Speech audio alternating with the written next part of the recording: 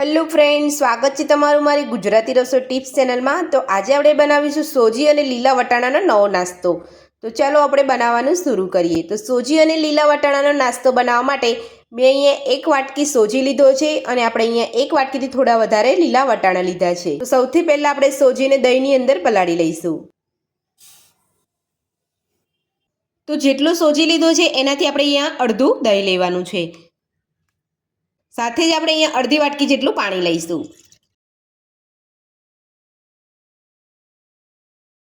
તો અડધી વાટકી દહીં અને અડધી વાટકી પાણી ઉમેરીને બધું સરસ આપણે અહીંયા મિક્સ કરી લઈશું। તો સોજીની અંદર દહીં અને પાણી ઉમેરીને બધું જ આપણે એકદમ સરસ રીતે મિક્સ કરી લીધું છે। તો હવે આપણે એને ઢાંકીને અડધો કલાક માટે રહેવા દઈશું। તો હવે આપણે નાસ્તાની અંદર ભરવાનો લીલા વટાણાનો મસાલો બનાવી લઈશું। તો મસાલો બનાવવા માટે મેં ગેસ ઉપર એક અહીંયા પેન રાખ્યું છે। પેનની અંદર અહીંયા 3 મોટી ચમચી જેટલું તેલ ઉમેરીશું। તેલને ગરમ થવા દઈશું। તો તેલ આપણું અહીંયા ગરમ થઈ ગયું છે। તો હવે આપણે તેની અંદર 1 નાની ચમચી જીરું ઉમેરીશું। તો જીરું ઉમેર્યા પછી ઝીણું સમારેલું લીલું લસણ અને લીલા મરચાં ઉમેરી લઈશું। તો લીલા મરચાં અને લસણને સાતળવાનું છે, ત્યારબાદ જ આપણે અહીંયા ડુંગળી ઉમેરીશું। લીલા મરચાંનું પ્રમાણ તમે તમારા ટેસ્ટ પ્રમાણે વધતું કે ઓછું કરી શકો છો। અને તીખાસ માટે મેં અહીંયા 2 લીલા મરચાં લીધા છે અને 8 થી 10 નંગ જેટલી લસણની કળીને આ રીતે ઝીણી સમારીને રાખી લીધેલી છે। તો લસણ અને લીલા મરચાં અહીંયા સતળાઈ ગયા છે। તો હવે આપણે એની અંદર ઝીણી સમારેલી ડુંગળી એડ કરીશું। તો ડુંગળીનો આપણે અહીંયા કલર બદલાય ત્યાં સુધી આપણે ડુંગળીને સાતળી લઈશું। લીલા મરચાં અને લસણને સાતળ્યા પછી તમારે અહીંયા ડુંગળી ઉમેરવાની છે અને ડુંગળીનો કલર બદલાય ત્યાં સુધી આપણે ડુંગળીને સાતળવાની છે। તો તમે જોઈ શકો છો ડુંગળીનો કલર અહીંયા બદલાઈ ગયો છે। તો હવે આપણે એની અંદર લીલા વટાણા ઉમેરી દઈશું।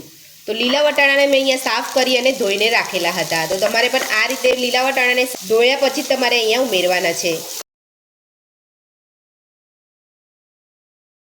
તો લીલા વટાણા ઉમેરીને તમારે આ રીતે બધું સરસ અહીંયા મિક્સ કરી લેવાનું છે। તો બધું જ આપણે અહીંયા મિક્સ કરી લીધું છે। તો હવે આપણે તેની અંદર સ્વાદ પ્રમાણે મીઠું ઉમેરી લઈશું।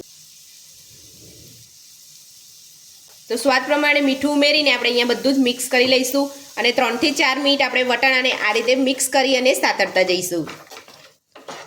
તો લીલા વટાણા ફ્રેશ છે એટલે અહીંયા લીલા વટાણાને કૂક થતા વાર નહીં લાગે। જો તમારા લીલા વટાણા અહીંયા ફ્રીઝરમાં રાખેલા હશે તો તમારે અહીંયા કૂક કરતાં થોડી વાર લાગશે।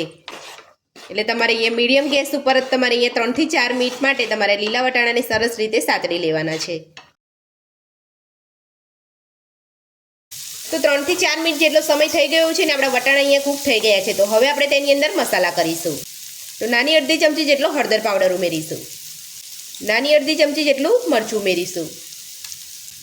નાની અડધી ચમચી જેટલો ગરમ મસાલો ઉમેરીશું। તો બસ તમારે આટલા જ સામાન્ય મસાલા કરવાના છે અને આટલા સામાન્ય મસાલાથી તમારો એકદમ ટેસ્ટી નાસ્તો બનીને તૈયાર થશે। તો હવે આપણે મસાલા ઉમેરીને બધું મિક્સ કરીશું ને 1 મિનિટ જેટલું આપણે અહીંયા સાતળી લઈશું। તો 1 મિનિટ જેટલો સમય થઈ ગયો છે। તો હવે આપણે ગેસ બંધ કરી અને બધું સરસ ઠંડુ થવા દઈશું। તો લીલા વટાણાનો મસાલો આપણે અહીંયા ઠંડો પડી ગયો છે। તમને અહીંયા બતાવી દઉં છું કે આ લીલા વટાણા એકદમ સરસ રીતે અહીંયા કૂક થઈ ગયા છે। તો આ રીતે તમે ફ્રેશ લીલા વટાણા લેશો તો અહીંયા કૂક થતાં વાર નહીં લાગે। અને જો તમે ફ્રીજમાં રાખેલા કે ફ્રીઝરમાં રાખેલા વટાણા લેશો તો એને કૂક થતાં વધારે સમય લાગશે। તો વટાણાનો મસાલો આપણે અહીંયા ઠંડો પડી ગયો છે। તો હવે આપણે મિક્સર જારની અંદર લઈ અને પીસી લઈશું। તો વટાણાનો મસાલો મિક્સર જારમાં લઈ લીધો છે। તો હવે આપણે એને પીસી લઈશું। તો તમારે અહીંયા પાણીનો ઉપયોગ નથી કરવાનો, એમ જ તમારે મસાલાને પીસી લેવાનો છે। તો વટાણાનો મસાલો આપણે અહીંયા મિક્સર જારની અંદર પીસી લીધો છે। તો આ રીતે તમારે અહીંયા બધા જ વટાણાનો મસાલો સરસ અહીંયા પીસી લેવાનો છે। તો હવે આપણે એક બાઉલમાં કાઢી લઈશું। તો બધો જ વટાણાનો મસાલો આપણે અહીંયા એક બાઉલની અંદર કાઢી લીધો છે। તો હવે આપણે એને સાઈડ પર રાખી અને જે આપણે અહીંયા સોજી દહીં અને પાણીને મિક્સ કરીને આપણે અહીંયા રેસ્ટ આપ્યો છે અડધો કલાક, એ જોઈ લઈશું। તો અડધો કલાક થઈ ગયો છે। તો હવે આપણે ચેક કરી લઈશું। તો સોજી એકદમ સરસ રીતે અહીંયા ફૂલી ગયો છે। તો હવે આપણે સોજીના ખીરાની અંદર નાની અડધી ચમચી જેટલો બેકિંગ સોડા ઉમેરીશું। સાથે જ સ્વાદ પ્રમાણે મીઠું ઉમેરીશું। બેકિંગ સોડા અને મીઠું ઉમેર્યા પછી અહીંયા થોડું પાણી ઉમેરી લઈશું। તો પાણી તમારે અહીંયા વધારે નથી ઉમેરવાનું, એકવાર તમારે મિક્સ કરી લેવાનું છે, ત્યારબાદ તમારે અહીંયા પાણી ઉમેરવાનું છે।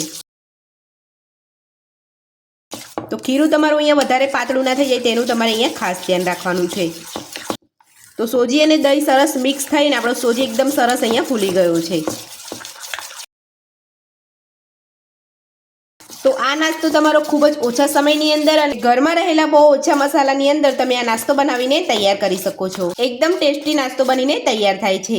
તો મીઠું અને સોડા ઉમેર્યા પછી આપણે એ બધું સરસ મિક્સ કરી લીધું છે. તો હવે આપણે સોજીનો નવો નાસ્તો બનાવવા માટે ગેસ ઉપર એક તવો મૂકીશું. તો તવો આપણે અહીંયા ગરમ કરવા મૂકી દીધો છે. તો હવે આપણે એની ઉપર તેલ લગાવી લઈશું. તો તવા ઉપર તેલ લગાવ્યા પછી જે સોજીનું આપણે ખીરું બનાવ્યું હતું એ આપણે અહીંયા પાથરી લઈશું.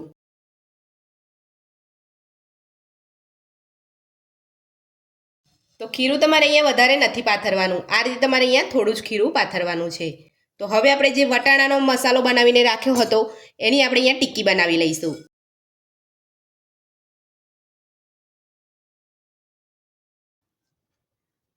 તો આ રીતે તમારે અહીંયા ટિક્કી બનાવી લેવાની છે.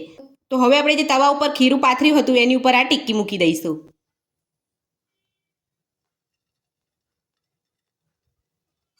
ટિક્કી મૂક્યા પછી હવે આપણે એની ઉપર થોડું ખીરું પાથરી દઈશું.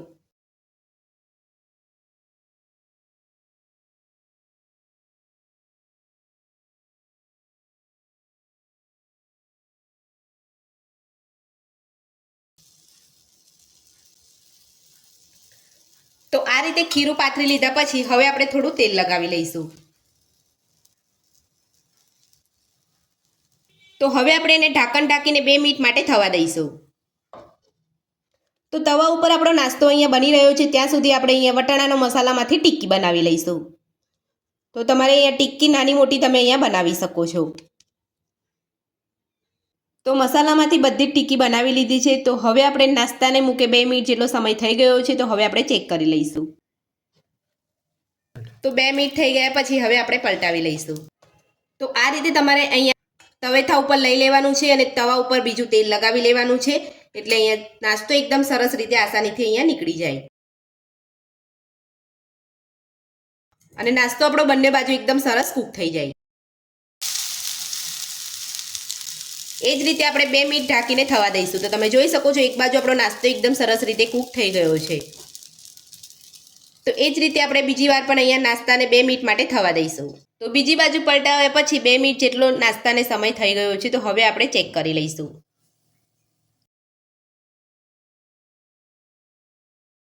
તો તમે જોઈ શકો છો બીજી બાજુ પણ એકદમ સરસ અહીંયા કૂક થઈ ગયો છે. તો આ જ રીતે આપણે બધો જ નાસ્તો બનાવી લઈશું.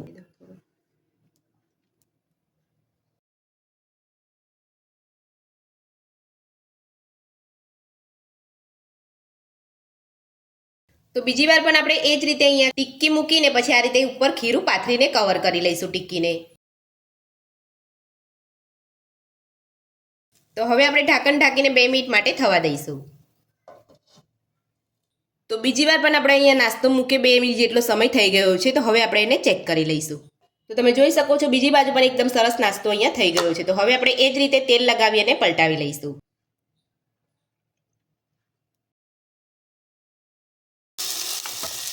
ને 2 મિનિટ ઢાંકીને થવા દઈશું. તો નાસ્તાને પલટાવા 2 મિનિટ જેટલો સમય થઈ ગયો છે.